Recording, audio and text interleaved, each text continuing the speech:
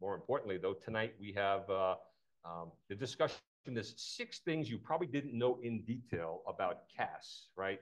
And we have 6 of our luminaries tonight who are going to fill you in some of that stuff. And the first is Dave Sappington. And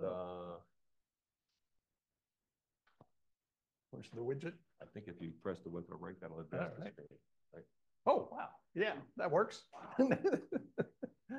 Okay, I'm Dave Sappington, because there's quite a few Daves in the club. Woodridge Farm Brewery is a great place. I'm here to talk it up. There's actually several places around Charlottesville that are really nice, and you'll hear about several of them tonight. But it's a wide open area. It's got dark skies, about a half an hour south of town. And so who? Barry Wood is the owner. Matt Wood is it's a family sort of business here. So he's the managing director, or manager/director of the restaurant. And of course, me, I'm kind of the designated POC for Woodridge Farm, but don't be afraid to contact these guys and arrange a visit on your own, because we have a pretty good relationship. We have actually not pretty good, we have an excellent relationship with these people. So that's why I say you. So what's new? Well, on the side over here, you see the 20th Obsession Dobsonian that was donated by none other than Ed Preston right here. Massive thanks to Ed for that. That's an awesome scope. And Barry Wood agreed to host the Dobsonian. One of the problems with the Dobsonian, as it currently exists, is it's so big, you have to origami like pack it up in a trailer and then take it somewhere and then unpack it and use it and then pack it back up, which you're kind of loath to do at 2 a.m. in the morning when you're really tired, and take it back. So as a consequence, it hadn't been used as much as it probably should, because it's a lot of difficulty to set up and tear down. But Barry agreed to host it there and actually built a shed. This thing went from grass to that in less than 2 weeks. So we were hoping to have it out for the Star Party. That didn't happen, unfortunately. So here we are. So what's the status of that? Well, the mirrors, you heard from Daniel already that the mirrors were resurfaced. There's a guy in Ruckersville that resurfaces mirrors.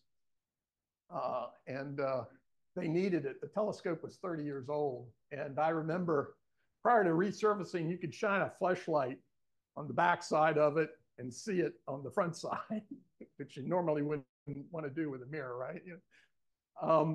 So I'm in the process of doing some electronics maintenance and cleanup. That picture up there, which I showed you earlier, is a before picture. I don't have a current picture because that's how the sausage is being made. But I'm about done with that. I was rushing to get it ready, and then the weather took a wind out of my sails, and I've been re-engaging on it.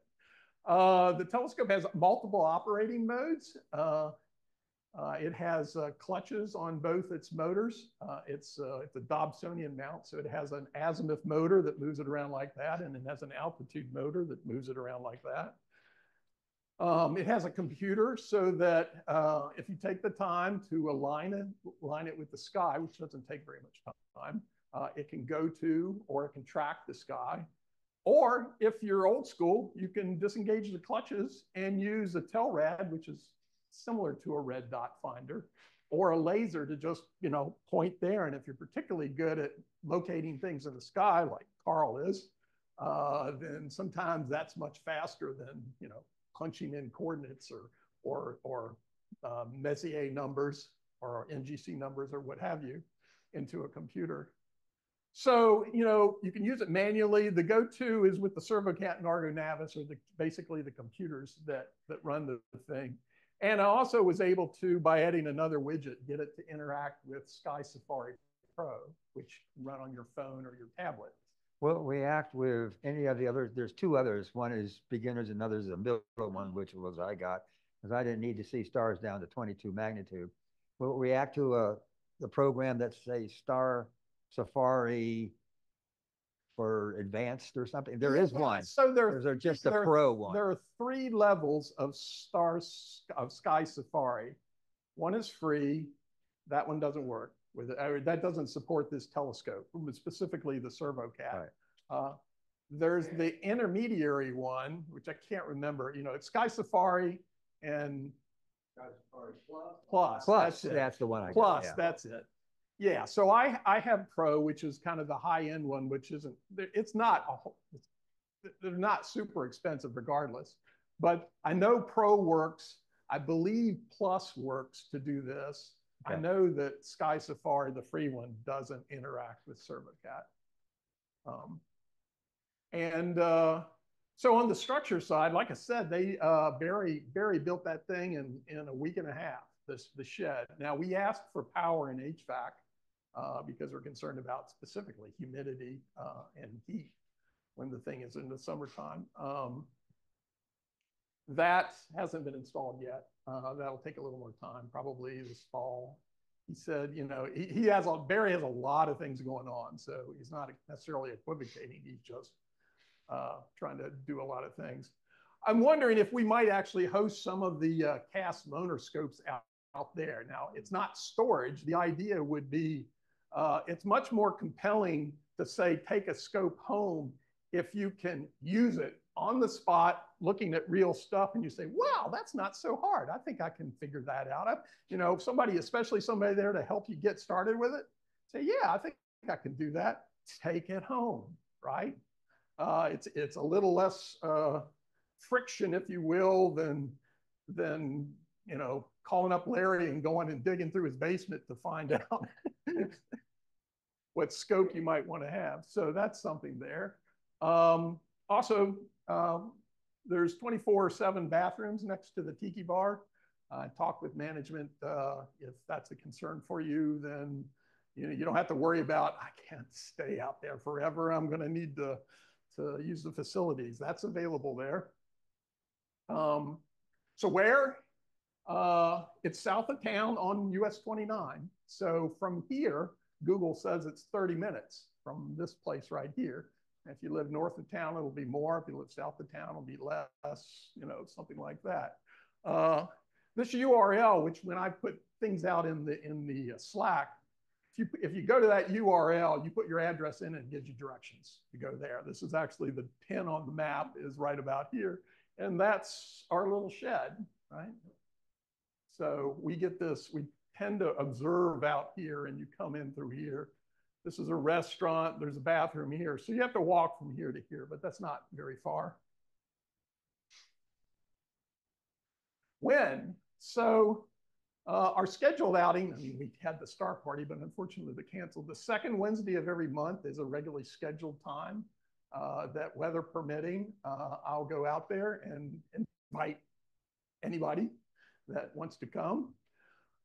We're trying to figure out another monthly time that we could regularly do. We haven't set that yet, but we're certainly thinking about it and trying to deconflict with CAS other events, moon phases and the like. So, you know, stay tuned for that.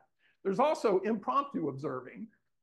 Carl and I were just out there Monday night. We had a blast, lots of targets we looked at, even satellites. You know, it was not that great a night, but we looked at a lot of stuff, and Carl will maybe talk about some of the other things that we looked at as well. So we had a blast out there. Basically check the CAS calendar and watch groups in Slack, especially for these impromptu meetings.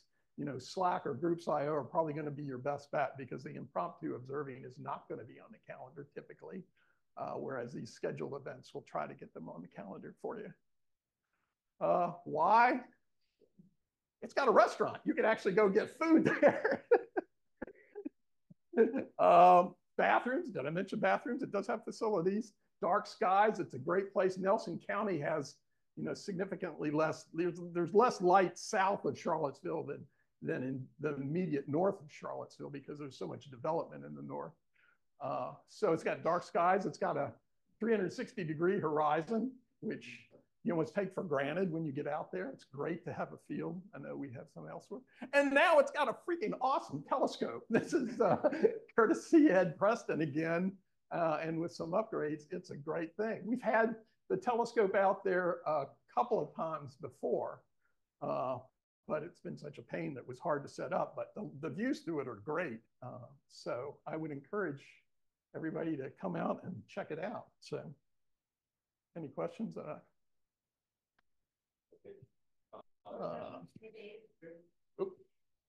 I didn't see anything on the calendar about Sunday night, the meteor shower, but is it possible to go out there? I'm looking. I'm eyeing it. So maybe. I noticed the weather is starting to clear up a little bit. So Saturday, Sunday now. That's going to be one of those impromptu things. Well, so I'll probably do it. Yeah, we'll just do that. I usually put on, like I called him the other night, and I just said, hey, well, I went through IO, and I said, what do you think about going out? It's probably going to be not the best, but he said, sure, let's go. So we definitely want to have the meteor shower, definitely. If you do come, if we do have it, make sure you want to stay. The best time will be after midnight. Yeah. And if you've never seen it, and we have a good one this year, it's just really great. And bring a beach chair that you can fall back on. And it can get cold out there in the sun. And also probably some mosquito stuff, and wear long pants and a long sleeve shirt. Yeah. Yeah, we're going to try to set something, but I suspect we'll do it. I didn't want to commit to it because I'm tracking the weather, but the weather's looking pretty decent. May I ask? Yeah. Ed Murphy sent around the friends of the observatory thing that they're doing at Fan Mountain too on Sunday. Oh, okay. We're doing where? Fan Mountain. Oh, Fan Mountain. So Fan Mountain's going to have an event on Sunday, is what you're saying? Ed Murphy. Oh, well, okay. we can just, it's right closer to you guys, Fan Mountain is. Yeah. Yeah, we could. No reason to have two places. Yeah. Now, do you have something? It's a long road. Wood Ridge. Yeah. Okay. All right. You got yours already? I haven't got one, Dave. So this is my gizmo, I guess. Yeah. No, I've been there, but I used to. Does that look good? I just picked zero. All right, great. My topic is this. Where'd it go? All right, here we go. My topic is this guy. Who knows who this is? All right, if you don't know who this is, he is our greatest friend. This is Ed Murphy. Ed went to not undergraduate, master's and doctoral programs here at UVA. Did some postgraduate work at Johns Hopkins. Joined the faculty here at UVA in the year 2000. So been here for the majority, if not pretty much all of his career. He is the department's #1 outreach person. Ed is amazing at outreach, and just some things that tie us to Ed. First of all, he teaches mostly undergraduate classes, although he does some seminars and things. He, again, is the department's chief outreach person. He's the guy in the department that actually knows his way around the night sky by just looking and pointing, and opposed to other, there are other astronomers out there who only look at things on computers and don't really know the night sky. No. Ed knows the night sky like the back of his hand. He was recently, I think, just last month, elevated to assistant department chair, which means he's a little bit busier than he used to be. And he's also a member of the Virginia Space Consortium. So that's a group of folks that are space-focused, university-focused, and they operate out of the Norfolk area. He does a lot of work with them, setting up programs for people here and people around the state. So that's another thing that he does.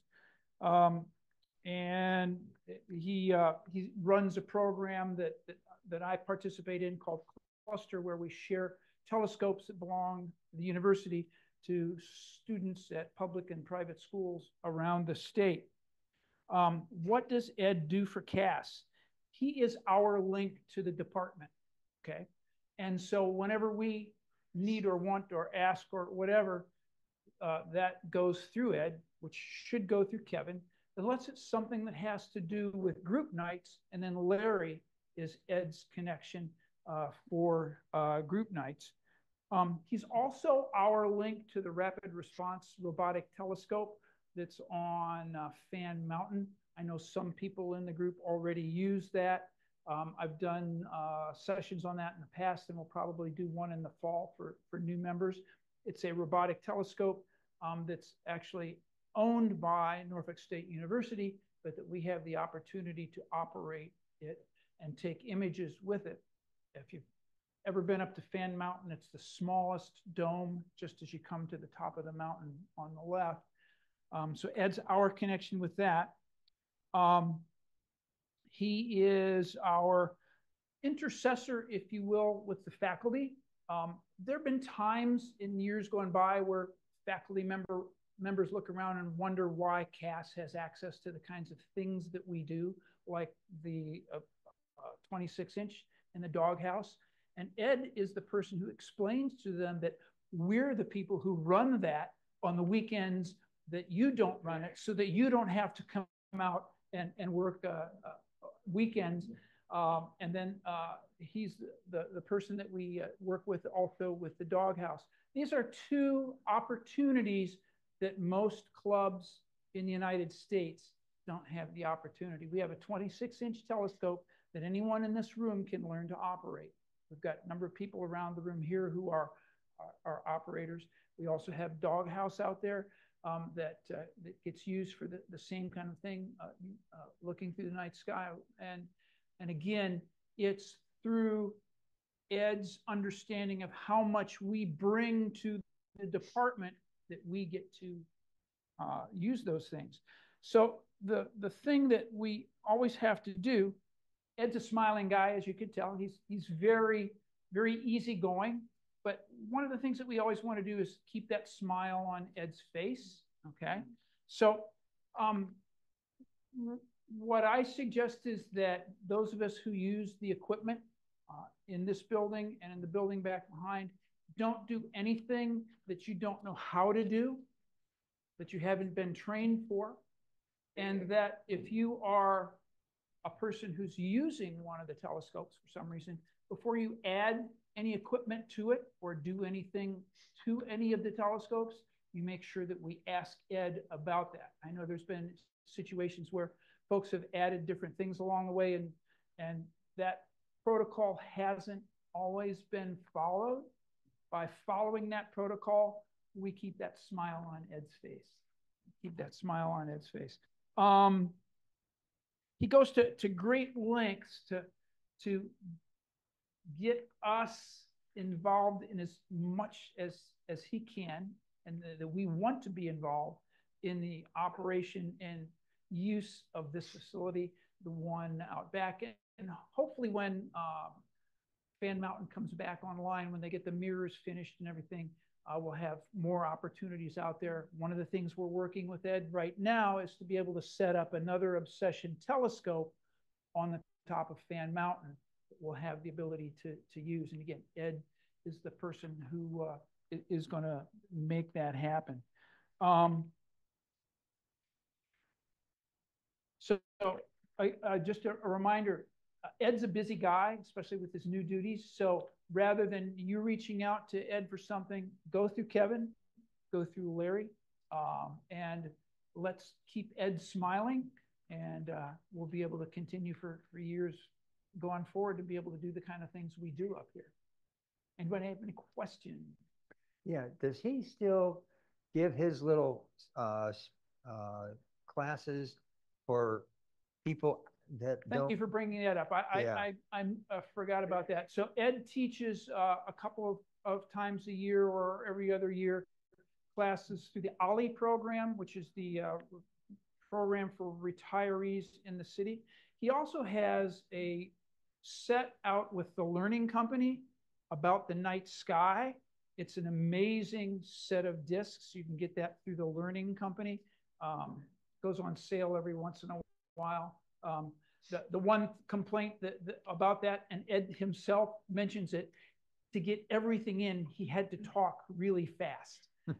So if you ever watch Ed's video and you're wondering why he's talking so fast, it's because he had way too much stuff to get in.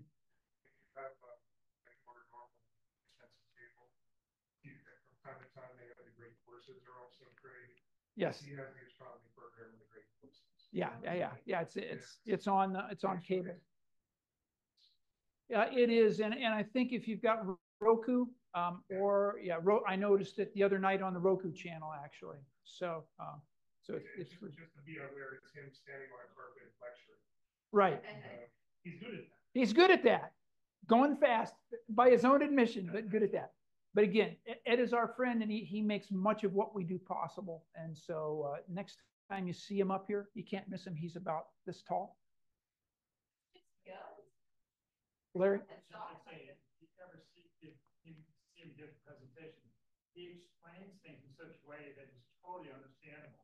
Oh, he's right. great. His lecture is so good. Of course, even the most complex topics, he's such a communicator. If you ask him about anything, some astronomical event that happened today, he'll be able to go into great detail about right. that. I don't know how he stores all that much stuff. And I tried to go back in the records and figure out how many times he's spoken to this club, and it's got to be multiple dozens over the years. So we usually get him at least once a year, and some years we've had him a couple of times. He's always willing to, at the drop of a hat, do a presentation. Another thing that is close to Ed's heart, he is the chair of the Monticello area Boy Scouts, and Boy Scouting is very important to him. He's a former Eagle Scout, and he loves to spend lots of time, especially in the summer, doing scouting kinds of things. I know he's been out to the Scout Ranch a couple of times in Arizona. So if you're a scout and you want to talk scouting, Ed's a great person to do that with. Anything else? Great. Keep Ed happy. Keep Ed happy. Oh, I can do that. So just one slide then. So one of the things that in order to keep Professor Murphy happy, what we wanted to do is we wanted to get more people trained up to use the 26. How many people in this room are trained and considered, trained to use the telescope, right? So there's 3. So we wanted to add more people. So what we did is we actually have something in writing. It's a letter in writing that says Boris Starosta will do the training. There'll be a test. He'll have a series of things he's going to train on, and there'll be a written certificate you're given, and then we'll provide that information back to Professor Murphy so he knows exactly who used it. And he was a real champ on that. He gave us the okay on that, so that's pretty cool. Carlstein, over to you. Yeah. We're going to do the end last because somebody asked about Saturn and its rings. This is Saturn and its rings here. Unfortunately, Saturn is going into a time where the rings are basically not there. John, close. We saw it the other night, and it looked like a lobe with a kind of a pointer going down through it. And I don't know if anybody understands why the rings disappear. If I can show you very quickly if you want to. You can see it in a book, but anyway.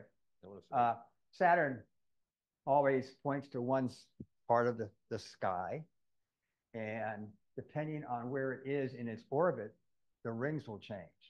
For instance, if the sun's over there and it's in the right position, you'll see the rings like this, and this is when it's really bright and it's gorgeous. And if you're back there, if you go back that way, you'll see the underside of it, okay? So nothing does this. So, okay, I'm you guys. So here we are right now, and here we are over there. So that's how you see what we'll call the northern hemisphere rings and the southern part of it.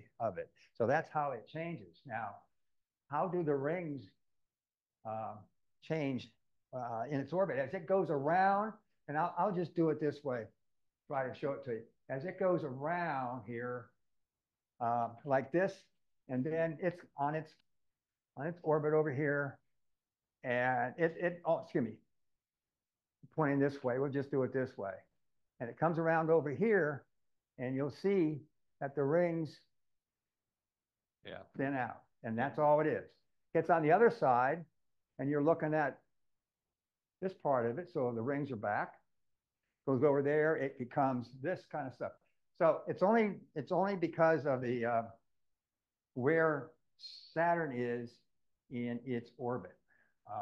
Unfortunately for us, for the next couple of years, it's not going to be very good. In fact, I will probably, I know I will not be around to see this again, unless I'm 110 years old or, well, 90 years old or whatever. Yeah. So it's what, 27 year orbit, Saturn? Somewhere around there. So you can see. So right now, we're looking at kind of, we're not looking directly, but it's pretty close. So, and because of that, also Saturn's not very bright because the rings are so big. They reflect all ice. They reflect a lot of the sunlight back. So it drops about, I don't know, I'm just guessing here, half a magnitude or something like that. So Saturn is there, but it's not going to be that impressive. This year, the time to see, we saw Saturn when it was above the haze and stuff and was no longer red. We saw it Monday night, what, around 1 o'clock or something like that? Yeah. So the time to see Saturn is going to be, well, it depends on if you don't want to get up at 2 o'clock in the morning. I would say late September, early October, maybe a little early, around 11 o'clock if you want to. A couple of years ago, Jupiter and Saturn were so close together that you could see both of them. Man, that's not true anymore. Jupiter was not going to be well until December, really the first week in December. So unfortunately, but anyway, so wait, what kind of telescope do you need to see Saturn? This would be nice right here, but it's only going to be a small little blob now, and this would have showed you that it was a little oblong, but I don't know what you're going to see in that anymore. This would probably be pretty good because it's got what, 4 inches? I think it's 4 inches. 4.5, something like that. And that would be nice, but it's a heavy dude. So I think that 6 inch that they had up there would be really nice. And so you could maybe, that would be a good one to get, I think, if you wanted to do that. So that would be where I would go with Saturn. I thought tonight I would just kind of do a fireside chat. One of the things I'd like to know is how many people are here are relatively new with telescopes and stuff. Right. I'm a firm believer that if you want to know your hobby, you got to know the sky. Knowing the sky opens up the code for you. We go out to these observing sites and everybody's got their scopes and you get to look at M13 or this or that and you're wondering, well, what the heck is that? Where is it and stuff? And then you go home and you forget about it. To know the sky, and I think Rich would second there, this just is really what it takes to be a good visual observer. Or if you're going to be seeing like C-Star, the C-Star one, we were using that and it was gorgeous. We were looking at, that was our telescope that night to look at a lot of globular clusters and a couple planetary nebula. And depending on when the smoke in the sky disappeared, we had a lot of fun using that thing. But it's really important, I think, personally, that you get away from the technology. You know, tech is great, don't get me wrong, but this is one of those cases where you got to go back to the ABCs, back to the 1960s when there was nothing there but your eyeball and some paper charts. Then you will really get to learn the sky and you'll enjoy your hobby so much more. I personally think that. It's not hard to do, but it's time consuming. I don't know how many of you have a good backyard that you can even see stars if you live in Charlottesville. And there's probably nowhere to go. You think, well, I could go to the school. Well, there's lights at the school. You're in trouble. If at any time you can do it, you've got to go to either, or you've got to go down to the brewery. It's a trip, 30 minutes, so it's probably going to take you 40 minutes getting out of it. But I was introduced to that place several years ago when Scott got us going there. And the first night I was out there, it was clear. I was floored. I've never seen a 360-degree dark sky in my life. When I first moved to Waynesboro, I had a dark sky. In fact, I got the house because I could see the Milky Way. And that was one of the reasons I bought the house. But it's downtown. It's right down there in Waynesboro. But we didn't have the West End in those days when Walmart screwed up, just took the sky out of us, you know. So it's really good to be able to see that. And I've never had that opportunity. And now is the time to do it because the summer Milky Way, I mean, I can just sit in a lawn chair and stare at the southern Milky Way for hours. Not necessarily looking at anything. It's really fabulous. And if you can get that kind of feeling when you look at it, you're going to really enjoy, I think, a lot more. If you just go, I'm going to look, I got my telescope, I know where everything is, I'm going to look at M13 black, okay, and you see 60 of them. Well, sometimes you like to do that, but it's nice to really get involved with it. What I would like to know is that if you end up going to the brewery, and most of the times when we do brewery, I'm usually there. Not every night, but most of the time. And I will promise you that if you come out with your little scope or whatever, and I'm there, and you need some help, the night's yours. I will help you out as much as you need it. Learning the sky can be kind of boring. You get, well, there's this, there's that, but what's going on? What I like to do is basically show just people the North Pole Star, Polaris, maybe the Big Dipper where it's at, and then you can go from there, but we're not going to do a lot. I've tried to figure out a way for people to learn the sky other than just, well, here's this and here's that. And if you jump from here to there, you know, and pretty soon everybody's walking off going to somewhere else. I'm going to hand my little handheld laser to so-and-so, and I'm going to say, show me a constellation. You look up there with eyes that have never seen the sky, and you show me in this area over here, where do you think a constellation is? And what do you think it is? Of course, they're probably not.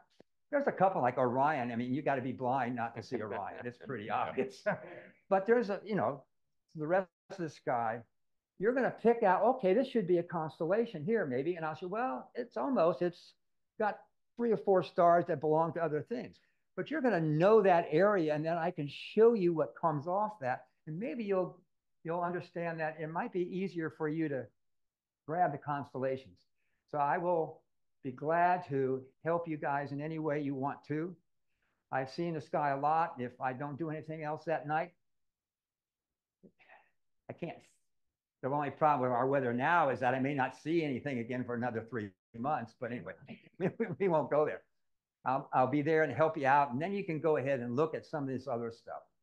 So I want to know if there's anything that any of you people who have never really don't know how to use a scope, whatever, would really like us to do for you if you show up. Is there anything in particular that you have in mind that you would be appreciative of, except for what I just basically have stated? Anything? Okay, so if we do that, oh, yes. The map really makes sense. The what? Getting us grounded, the newbies, getting us grounded, on the night sky. Right. And, using Polaris as a starting point. I mean, I was at Big Meadows a week ago, 10 days ago, and we were clouded out. Which, it's like none of the CAS checks are clearing apparently, so we need Daniel. Right. But Kevin gave a very nice presentation about what's going on. Right. And it's very, very basic. Right. Well, that's the thing. The sun and here's how it's rotating. I mean, kind of what you did with Saturn, but going over that. And it was found it helpful. And that's a good point, because that would be a good idea. When we're there and it gets dark, let's just set up where, okay, things rise over here, they're going to go over here, the telescope's going to here. So we kind of get an idea of, okay, if I go out there and I know I'm looking at Polaris there, if I do this, I'm looking due south, and I'm going to see the Milky Way in the summer over here. I'm not going to see it over there. Well, at that time, over there or over there.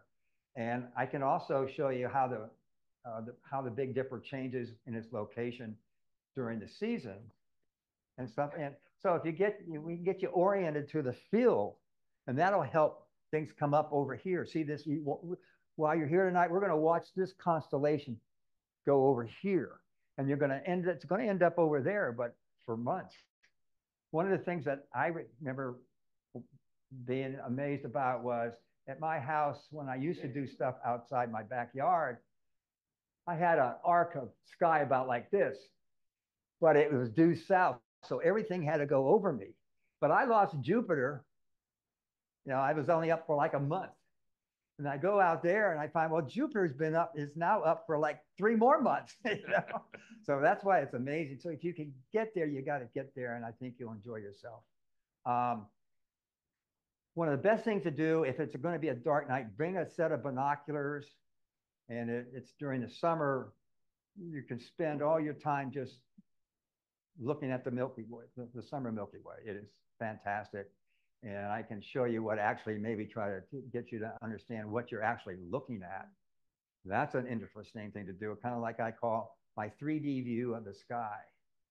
And actually, where is that compared to where we are in the rest of the galaxy? And it's rather, I think, somewhat interesting. So anyway, that's about all I have. We'll help you out if you're there, and we just won't go to our telescope and you don't see us. I enjoy helping people. Yes, sir. I wanted to ask earlier, the inclination of the axis of Saturn. Yeah. Do you know that? I think I do not know, but my guess is it's relatively close to the Earth's, what, 27?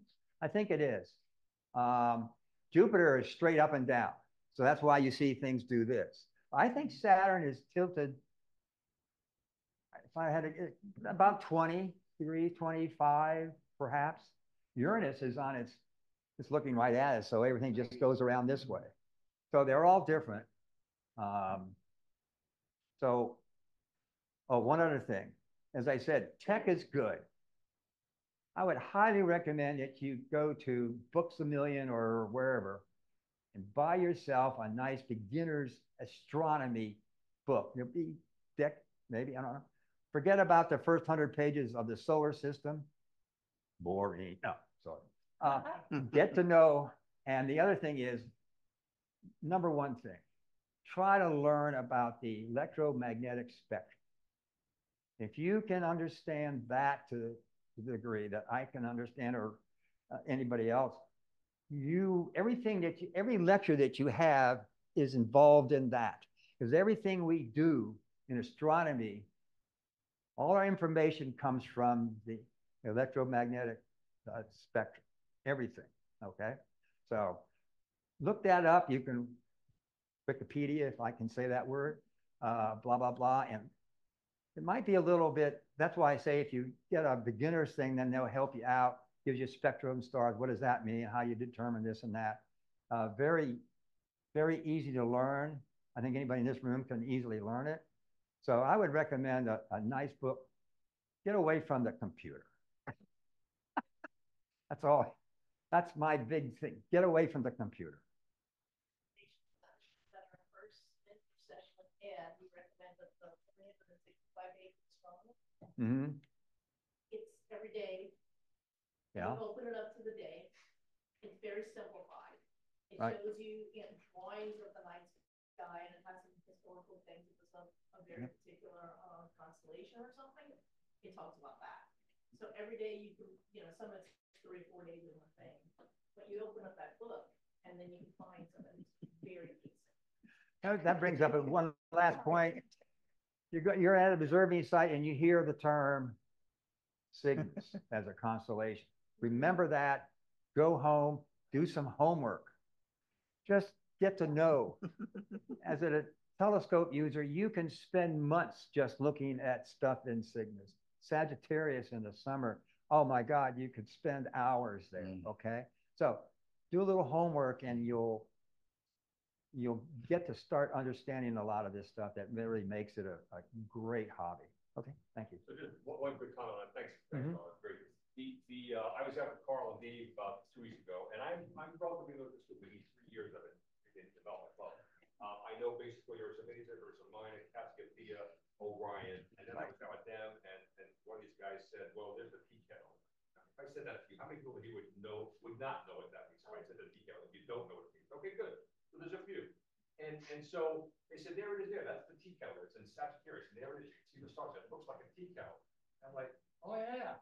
Oh, I'll know that forever now, you know? And now it's locked in the book right now. Now you know 4 or 5 constellations, right? Yeah. But that's kind of what it takes. You got to get out with Carl and Dave and Rich. And so these are the guys who can show you exactly that stuff. And then it's like locking your head forever. 5 times in a row, 6 times. I think Scorpio would be Scorpio is my favorite. Yeah. Okay, next up is Rich Strong. Rich. Uh-oh.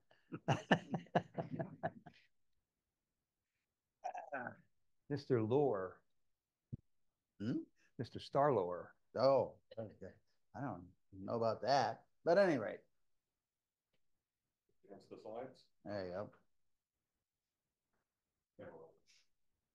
Ah, yes.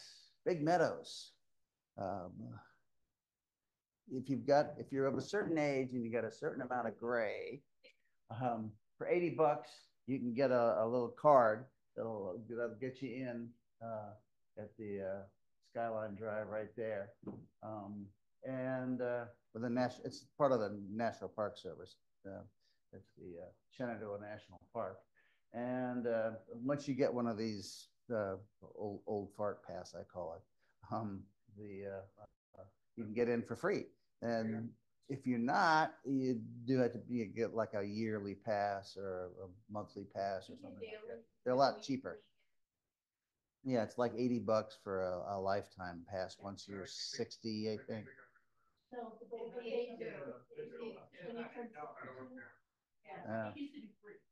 Right.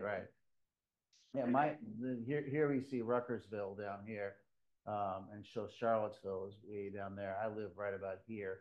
So it takes me about you're right there. 45 minutes, something like that, to get up there. But it's a nice drive. And so you go up to Ruckersville, hang a left on 33, and go past Standardsville. And when you get to the top of the mountain, you get off and work your way north. And it's a very pretty drive. I'll go on and advance the slide to the next one because that's basically that little bit there. So yes, Larry, go ahead. Sunset. The guard station, they've gone home for the night. All right.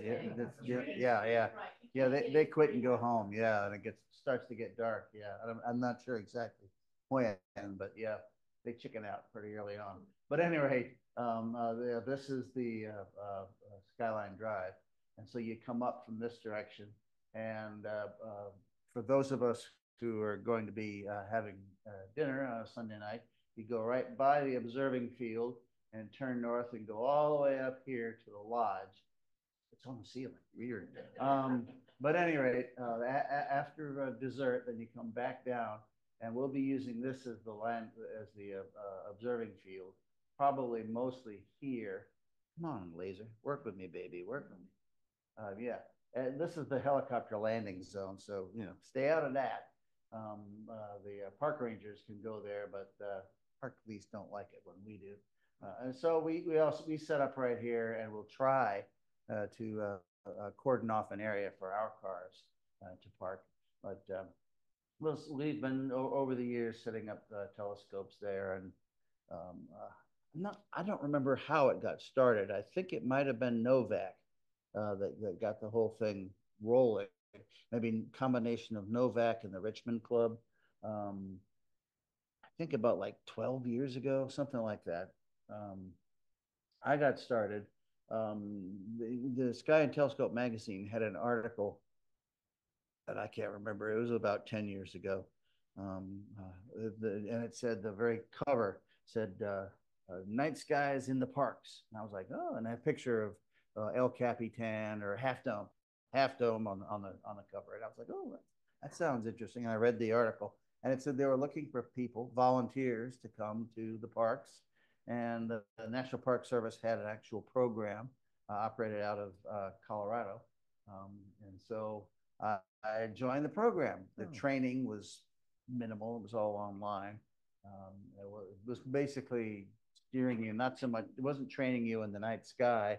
It was training you how to talk to the guests of the park and how to steer them toward the topics of Native Americans and Native American lore and a little bit about light pollution. They weren't really interested in the science. They were more interested in the sort of I don't know, the people aspect of it all. But at any rate, and so I started coming. They would, at that time, they were setting up in the landing zone, and then after a few years, they chased us away from there. They didn't draw their guns, but they had them on their hips. So we said, okay, you win, we lose. We actually tried setting up outside of the Wayside. This is a camp store and restaurant and a gift shop. But that didn't work out too well. They've got some lights on the building there. We never tried setting up at the visitor center. They've got a chain, but you can't see it. There's a little chain right across here that we had to get when we were doing it here. You had to go up to the lodge and get a key to unlock the thing, and then at the end of the evening, you had to carry the key back up to the lodge. Yeah. And the lock was really rusty, and it was hard to deal with. And so when they chased us out of the landing zone, eventually I suggested, and I started leading them, and the Novak people, a lot of them worked for the government, and the government work was starting to get deeper and deeper, and they were like, they couldn't come. And so I sort of slid into being the guy. And so we started observing here and did pretty well with setting up a row of 8 or 9 telescopes, and the guests of the park would come. We'd have maybe 100 of them, and they're all looking through then one telescope on Jupiter, another one on Saturn, that sort of thing. And then COVID came along, and it came along in the late February, early March, and I was going, oh my. But my thing is going up here to Big Meadows, but how can we can't, people are going to die if they come up and breathe all over one eyepiece and, oh, cool. Next person comes along and gets a good inoculation with COVID and dies. I mean, I don't want to kill our guests. But at about that time, actually about 6-8 months before, the EV scope came out. And I was very dismissive. I was like, no, it doesn't have an eyepiece. It's just, you're looking at a computer. They're going to be sure you're lying to them unless they see actual photons that bounce off of Saturn and come through a telescope and hit their eye. And that makes it real. But then with COVID, I was like, well, maybe we need to try that. And it's been fabulous, absolutely fabulous. There I am with a little short tube 80. You don't have to have a giant scope. In fact, I think I'll be taking that scope up to Big Meadows this weekend. Is that the Orion short tube 80? Yeah. Mm-hmm. That was a great scope. Very little scope. It works. That was one of my first ones. That was a great little scope. And so here's the little observing field. There are a little bit of trees nearby, but they're not too bad. As you can see, they're not well. There's not a lot. Much of them are lacking in leaves. This was a year or two ago. Yeah, there I am holding forth. And Mark has one of the EV scopes pointed at a screen, and we were using a screen then. We haven't set up the screen in a while. That's probably my screen, and the wind blew it and it tore.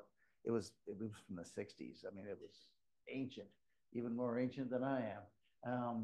But we get a fair number of people that come, and of course they come when it's still light in the sky, and they want to see stars immediately. But I have to explain to them that you can't see stars very well in the daytime. We just sort of have to wait and they yammer on about the belt of Venus over in the east, which is the light of sunsets lighting up dust in the sky. And I talk about where the North Star is approximately, and how things rise in the east and go across like that, set in the west. And I yammer on about the reason that the sky is blue is because the sunsets are red, and when they look at me funny, I go on to explain how when light is passing over the Rockies, and it's getting just all the blue light is getting bounced off, and all that's left by the time it gets to us is the red light, junk like that. Then eventually it'll get dark. But if it happens to be cloudy, then we go up to the great room in the lodge and yammer on endlessly at people. Here we have Ken Han and some guy named Simpington or Sapping Doodle. That's it. Yeah, Sapping. At any rate, talking in this case about a sea star. Bring along a little telescope or two. We got a captive audience because there's nothing but clouds outside. So, whoops. Okay, didn't get the other slides. But at any rate, we do have a good time when it's clear, and I think it's going to be clear Sunday night. Now, the reason I'll start to veer off from just talking about Big Meadows is this weekend is the Perseids meteor shower. It's the big show. And why, you might ask, why do I have to stay up until 2 a.m. to see these things? I don't like that. I want to see it at 9 p.m. when the moment it's dark. I want to see the sky lit up. Well, imagine my head is the earth, all right? And you guys are the sun, okay? And my nose is a person on earth who wants to see the meteors. Okay, so right now is the middle of the day. You're the sun, and a little bit of sunlight shining on me. And so here I am at sundown. Okay, can't quite see it yet because there's a lot of sunlight lighting up the sky. This is just after sundown. Oh boy, the sunlight is out of the sky and it's dark. But I don't see very many meteors because it's not just the Earth turning like this on its axis. It's also the Earth going around the sun once a year. And so what happens is here is just after midnight and the Earth is doing this. Oh, and those of you online, you can see what I'm doing. And so most of the action is happening on the back of my head. A few meteors will come in the back door, but mostly you wait until midnight and afterwards, as you're going along like this, then you're running into basically the gravel road that's creating all the meteors. So that's why you have to wait till after midnight. So if you have to have dinner at 6 o'clock or 7, take a nap until midnight, then get up at midnight and go out then, all rested, and then bring a bottle of coffee or whatever you want. Yeah. That's where they come from. That's the radiant. As Earth is moving around the sun, the constellation Perseus is in that direction. Now later on in the year, as we're going around here, it'll be a different constellation. But at that moment, that's the constellation that we're moving toward. That's where they all seem to come from. They may get close to the horizon. It's probably close to the horizon at sundown, but it doesn't quite set. Does it? No, it sets. It will get below the horizon. Now, Cassiopeia, who's right next door, almost doesn't set. It's very close to being circumpolar. And next door to that is, of course, the Big Dipper. The Big Dipper doesn't really quite, only about half sets. The Little Dipper stays up all the time. That's, the pole star, I describe it as being your lucky star. It's not the brightest star in the sky. It's like the 40th brightest. And it's just lucky that that's the direction Earth's axis is pointing toward. Monday, when we were out there, one of the things we were looking at was Perseus was coming up. It was, I don't know, about 1 o'clock. Yeah. So that's why. Now, even though it's just the radiant, they're coming. They're just not coming in one spot. But yeah. Yeah, there are also gonna be 2 other showers, you know, like the Cygnus spiral and then the Delta Aquarius, so you'll start seeing some earlier. Yeah. Yep. Hey, just a quick one. So Larry's got to leave. That ETX 80 is waiting here for you. I got a telescope, I got a tripod, I got a bag of goodies. Anybody want to take it? I'll go ahead. No, that's the Price is right. Slow right here. No, not today, no.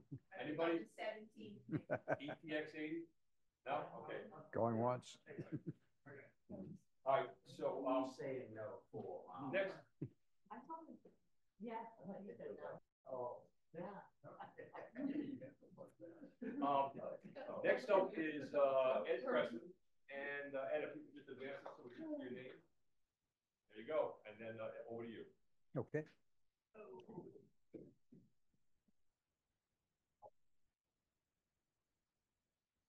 First, a light play on words. You folks that are concerned about meteor showers and bad weather are letting the meteorology get in the way of your meteorology. Second, a little gee whiz stuff.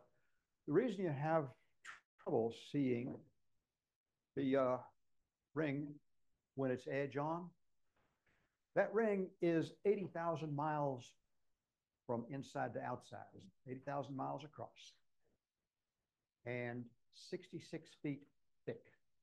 Wow. 20 meters. Not much further than from here, about halfway through the next room. Hard to resolve that through any kind of telescope.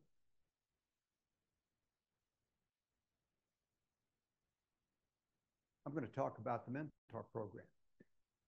And again, I like words. Let's see, Oxford Languages says mentors, noun, an experienced and trusted advisor. Verb, advise or train someone. The reciprocal is mentee. That's who the newbies are. There's me, Abby Ankeny, Liam Buckley, Marion Burkett, Richard Drum, and Bobby Hicks. Bobby here?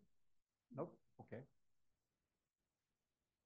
I've been doing this for, since about 2015. I went back in my records to see if I could find indication of when I started.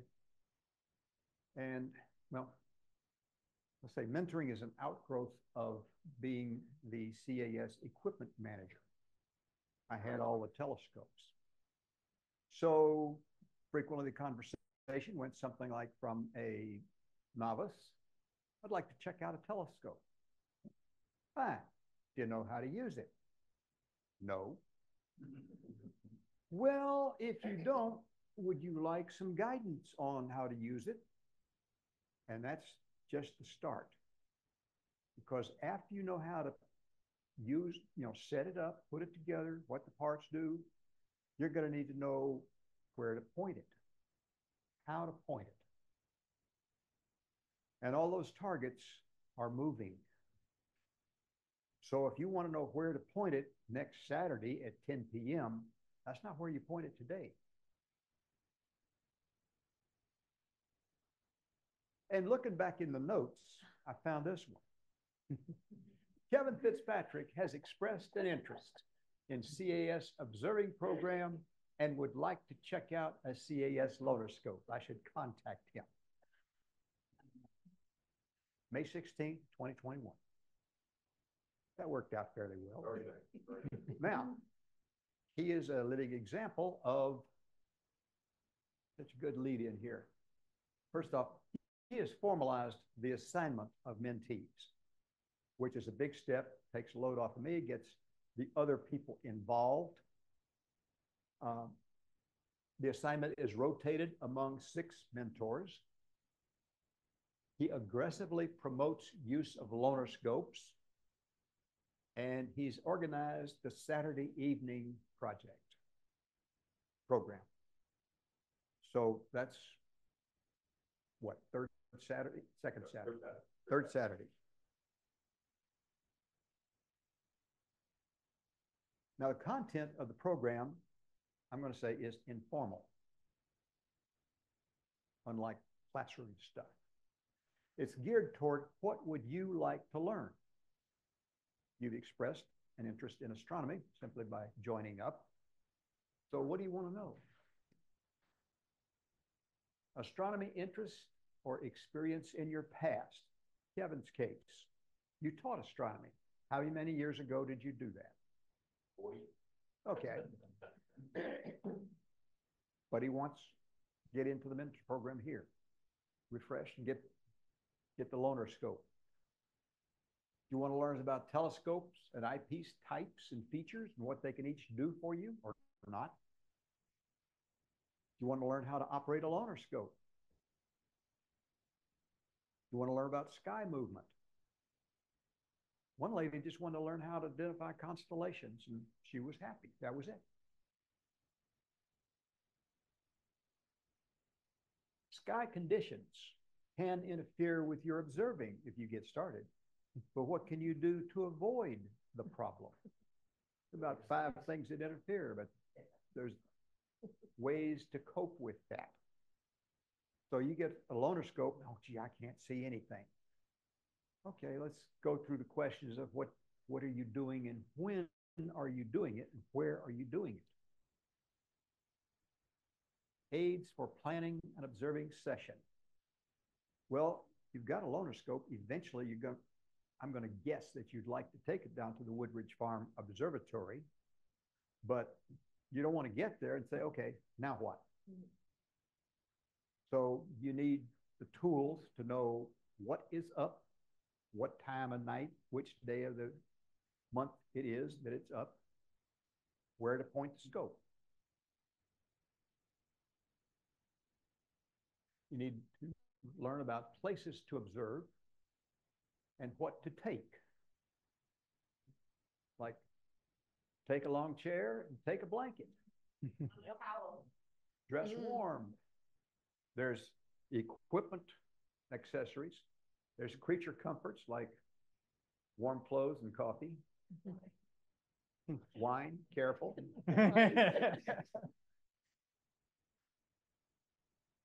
And currently, a hot topic is how to capture astro imaging, either using a telescope and camera, high dollar stuff, a smart scope, lower dollar stuff, or a smartphone, usually available. And also, I would encourage you to learn how to log your observations.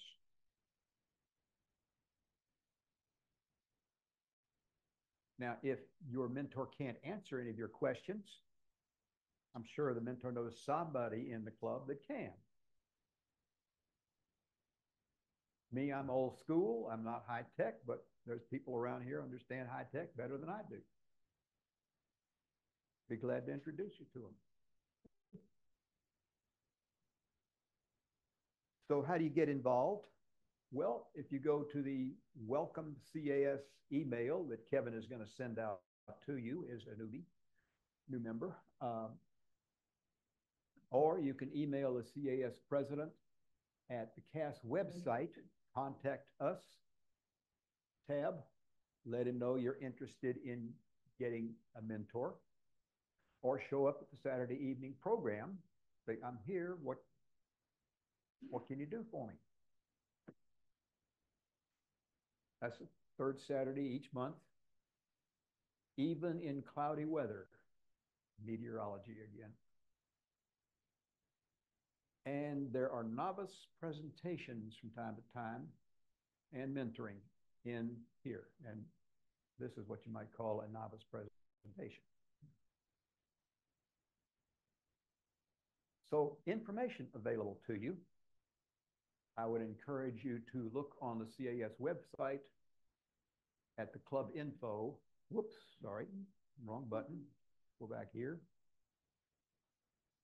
At cvilleastro.com, then down club info and down to the information for novice astronomers.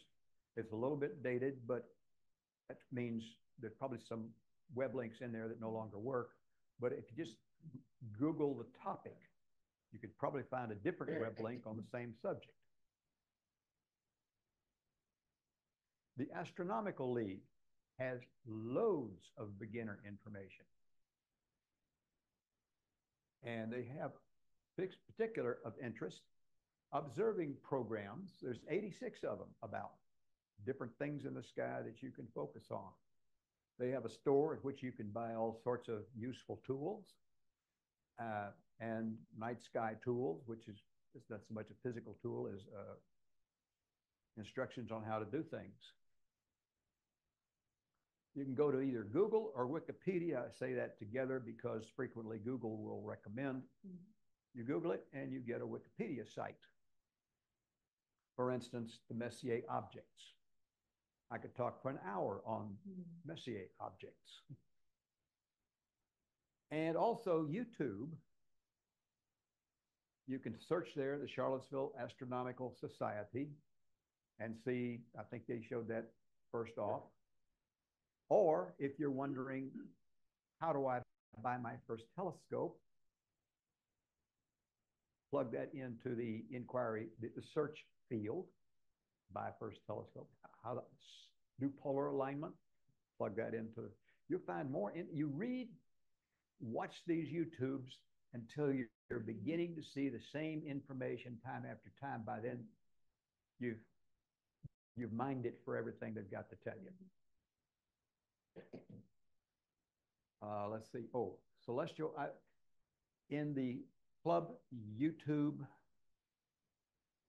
Astronomical Society, I recommend, and it showed up on the screen there, Celestial Coordinate Systems. That was a presentation I gave, tour de force on how the sky works. So if you download that without me even talking, it's got a whole bunch of stuff on the coordinate systems,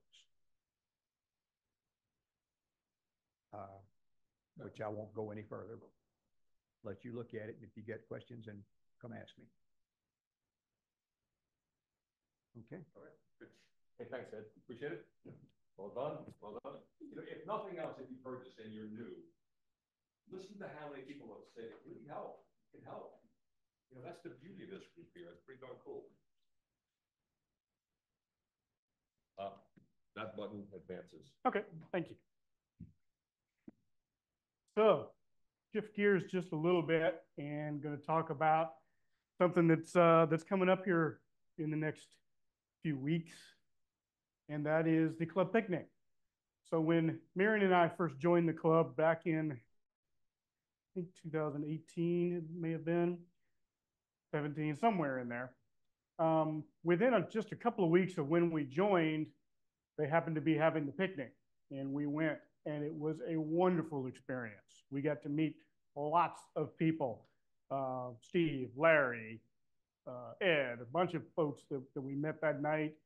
And it was just a great opportunity to get together, to talk to people, to learn about what's going on, to find a mentor. We signed up with Ed, and it was just a great opportunity for us. So September 1st at Lanyap Farm. I should have asked if anybody other than us could pronounce that. That's Cajun French. It means means a little bit extra, like a baker's dozen. Yeah, there you go. Close enough. Means a little bit extra. So that's where the name comes from. It's up in Somerset in Orange County. Just some miscellaneous information about the picnic. Who's it open to? Well, obviously members of CAS and your immediate families. So even if you don't have a family membership, individual membership, but you want to drag your family along, please do. They're more than welcome. Love to have them. We say arrive around 4 o'clock. Nothing official, of course. You can arrive a little bit earlier, a little bit later, no big deal, but that's kind of what we expect, is somewhere around in there. That third bullet is a little bit of a change because we tried for about 3 years to have a party, and even though Kevin wasn't the one planning it, the weather still messed up. We still couldn't get it to happen. So we decided we're going to have it anyway. As long as it's not raining, we're still going to have the picnic. Now, if it gets cloudy, we might not be able to do much observing after the picnic, but we're still going to have the picnic even if it's cloudy. So come out anyway. The idea is basically a potluck. We do ask folks to sign up just so that not everybody brings the same cheese tray. We like to have a little bit of variety there. So there is a sign up sheet. That QR code will take you directly to that sign up sheet. We'll also be sending out, either myself or Kevin will be sending out something on Groups.io and Slack that has all of this information on it as well that you can get to. But we want you to sign up just so we know not so much how many people are coming, but we know what folks are bringing so that we have some variety there. So speaking of what to bring, chairs. We have some, but we don't have enough for the whole course. So bring a chair. Bring a telescope. The goal is that once we eat and it starts to get dark, we set up telescopes and hopefully have some fun looking at the sky. There's been a lot of talk tonight about Woodridge Brewery, and it's a fantastic place, and I encourage everybody to go if you haven't. But for some folks, it's a little bit of a trek. If you happen to live on the eastern or northern side of Charlottesville, our farm is also a designated CAS observing site. And we encourage and invite folks, if you want to come out that way, instead of going down to Woodridge, come to our place. Just contact us ahead of time, let us know you want to come out, and we'd love to have it at any point in time. So where are we? We are in Somerset, which, if you're familiar with Orange County and you know where James Madison's Montpelier estate is, we're about 1.5 miles from there. Very easy to get to. You can either go up 29 and pick up 33 and head over towards Barboursville, or if you're on that side of town already and you want to head up about 20 through Stony Point from Pantops, you can go that way, other directions. But anyway, there's our address. You can plug that in. My cell phone number is also there. Feel free to give me a call. Got a little overhead shot of our farm there, and you can kind of see the observing field is located there in gray. That arrow is pointing almost due east. So the bottom part of the arrow is looking west, southwest. So that's kind of the way the observing field tends to point. But we've got pretty much a 360-degree view there as well. There's a few trees if you're looking for something really low on the eastern horizon, but otherwise it's 360. We can see pretty much anything and everything that you want to see there. It doesn't show up in that picture, but we're actually kind of up on top of the hill there. So there's a river bottom. I don't know where the pointer is on this, but there's a river bottom down here, and then it kind of goes up in elevation from there. So that area where the house is and where the observing field is kind of up on top of a hill there. So pretty open. You can see pretty well from there. I hope everybody will come out. Like I said, it was a great opportunity for us when we first joined. It's just a great time to get together. We were able to do it last year. We had about, I guess, 25, 30 people or so came out. I had a great time. Set up a few telescopes, got everything all set up, including Boris set up the big 20-inch. And about the time everything got set up, it started clouding up, and we didn't observe too long, but that's okay. As far as we're concerned, a lot of fun. It's still a lot of fun. You can observe as long or as late as you want.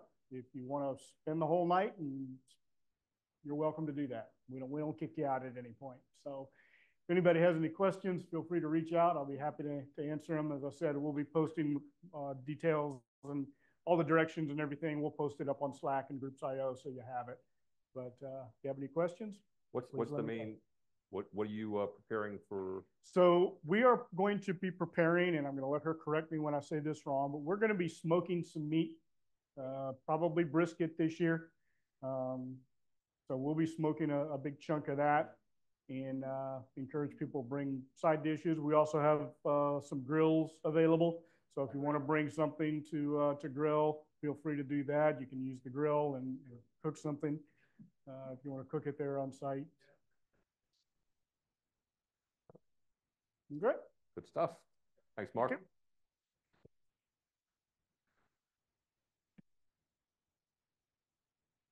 Are you going to sleep like that?